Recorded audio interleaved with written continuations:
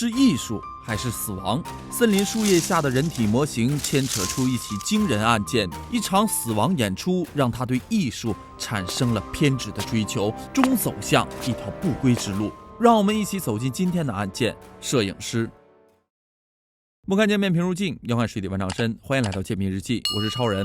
1983年的1月18日，在韩国首尔，3名小孩不顾寒冷，跑到了冠岳山最西端的山峰上玩起了游戏。他们躲在大树后互相追逐，其中一个小男孩在奔跑的过程中踩到了一个硬硬的东西，于是他扒开树叶，露出了一个白色的手臂。他觉得这应该是一个人体模型，于是他叫来了其他2名小伙伴一起挖。但接下来可给孩子们吓坏了，因为这根本就不是人体模型，而是一只冻僵的人手。孩子们赶紧跑下了山，报了警。警方赶到后发现死者是一名年轻的女性，身上没穿衣服，因为当时是冬天，身体在树叶和寒冷的天气下被保存得很完好。法医没有发现死者被强暴的痕迹，他身上也没有明显的伤痕。警方初步认定这是一起自杀。在报告中显示，该女子死于1个月前，死因是氰化物中毒，并提取了她的指纹。死者的身份也很快得到了确认，她叫做金京熙，24岁，住在京畿道南市，是一名颓废理发店的店员。所谓颓废理发店，就是指会提供一些额外服务的理发店。之后警方就来到了他生前工作的地方。理发店同事说，12月14日的早晨，金京熙打电话说他今天不能来上班了。在电话里他非常的兴奋，因为他要跟摄影师的男友一起去冠岳山拍照片。金京熙说他马上就要成为一名模特了。但奇怪的是，那天之后他就一直没来上班。她的男朋友呢也没有再光顾过他们的店。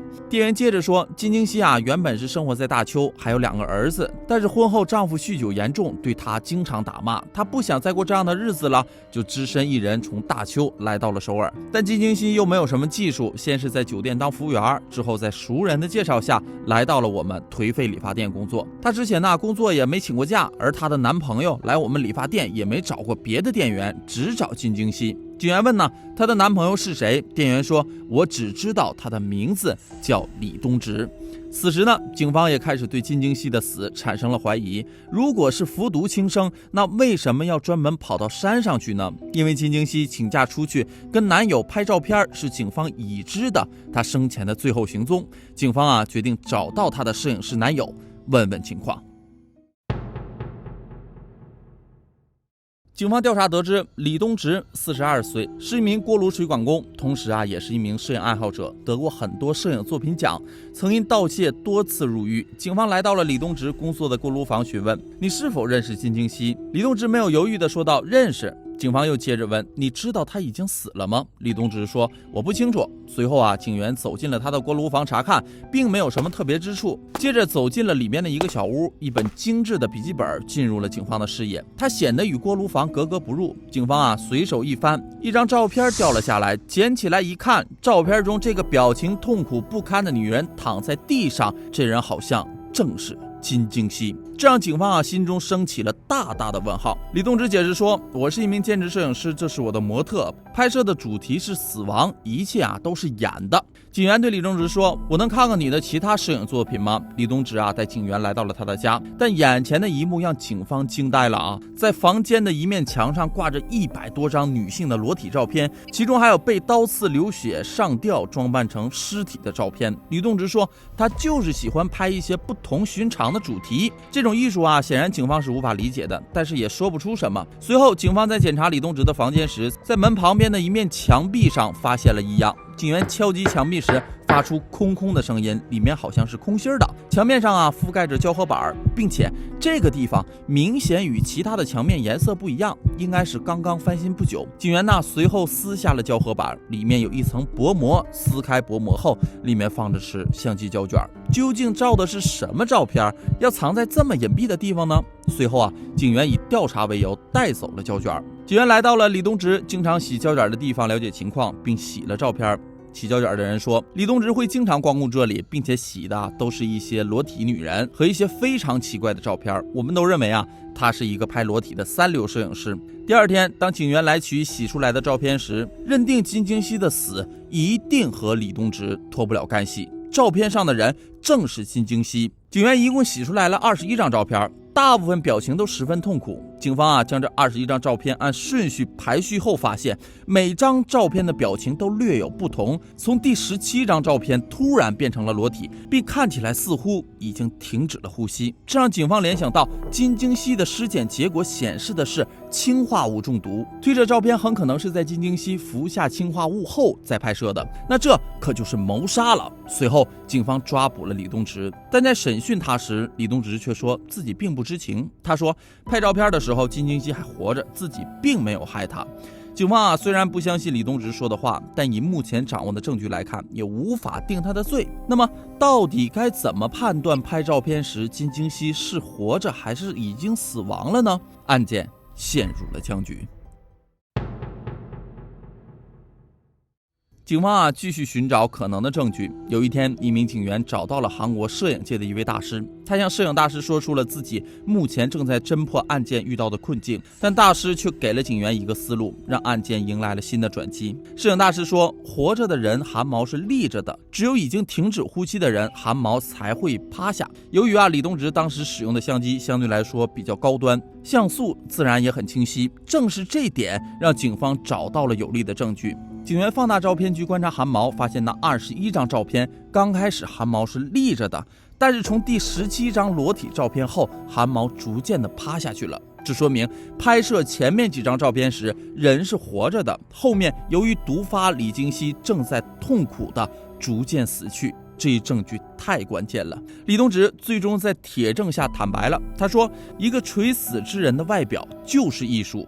这句话惊呆了众人，警方从来不知道一个即将死亡之人的外表还能成为艺术。随后李东植向警方讲述了事发的经过。在1982年的10月26日，李东植走进了颓废理发店，认识了金京熙。李东植很喜欢他，并多次约他私下见面，二人成为了男女朋友。他对金京熙说，你不厌倦这种生活吗？看看你美丽的身体，你有足够的魅力成为明星，来和我一起工作，试试裸体模特怎么样？你还这么年轻，不应该浪费在颓废理发店里。但金京熙并不能接受裸体模特，他说你要是给我拍裸照吗？不，我不会那样做的。尽管金京熙很快就拒绝了，但李东植并没有放弃，他不断的赞美金京熙，向他介绍模特的工作，告诉他成为裸体模特会赚很多很多的钱。金京熙终于是答应了。12月14日，二人相约去观远山拍照，因为当时天气寒冷，又要把衣服都脱光。上午11点，当两人爬到半山腰的地方，李东植架好2架摄像机之后，就对金京熙说了别感冒了，随后拿出了在山脚下买的4粒感冒药。金京熙也觉得这么冷的天很容易受凉，于是就接过了感冒药放进了嘴里。但他不知道的是，这个感冒胶囊里的药早已经让李东植换成了毒药氰化物。刚拍几张照片后，金京熙就感到了不舒服，捂着肚子在地上翻滚，说自己好难受。李东植看到这期待已久的一幕，拿出相机对准金京熙，不断的按着快门，将他从没事的样子到最后毒发痛苦死去的样子一张一张的拍了下来，总共拍了21张照片。拍摄结束后，李东植用落叶将它掩盖，就独自一个人跑下山了。直到1个月后，1月18日，3名孩子上山打闹，才发现已经死去的金京熙。到此，李东植都没有任何的愧疚之情。你以为案件到这里就结束了？惊人的消息还在后面。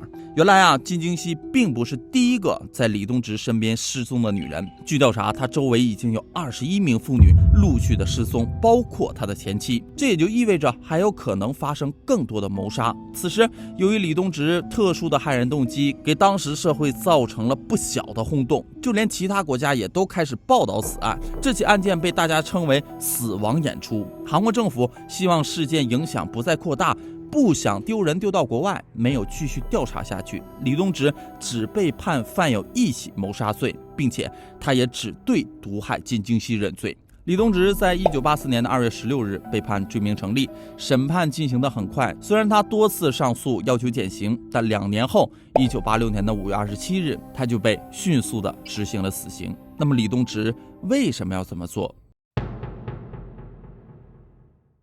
李东植1940年出生在大邱，6岁时父母双亡，成为了孤儿。之后他被叔叔领养，但与叔叔生活的这些年是他的噩梦。叔叔经常打他，如果李东植犯错，叔叔会扒光他的衣服，强行让他上街罚站。小学毕业后，他就逃离了叔叔家，跑到了首尔，主要靠捡垃圾为生。有时实在是吃不饱饭又没钱，他开始尝试偷别人的东西。最终在他23岁的时候，因盗窃被判处8个月的有期徒刑，之后也多次因为盗窃被判入狱。后来他认识了第一任妻子，但婚后不久妻子就失踪了。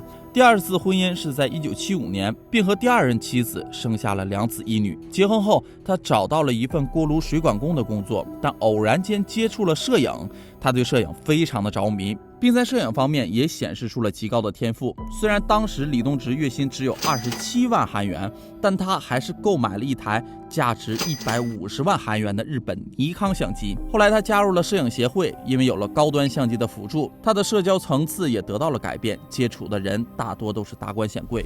早年呢，他只拍一些普通的照片，但随着一张鸡死亡过程的照片在一次摄影比赛中获得了银奖，他的拍摄风格开始逐渐变得离奇。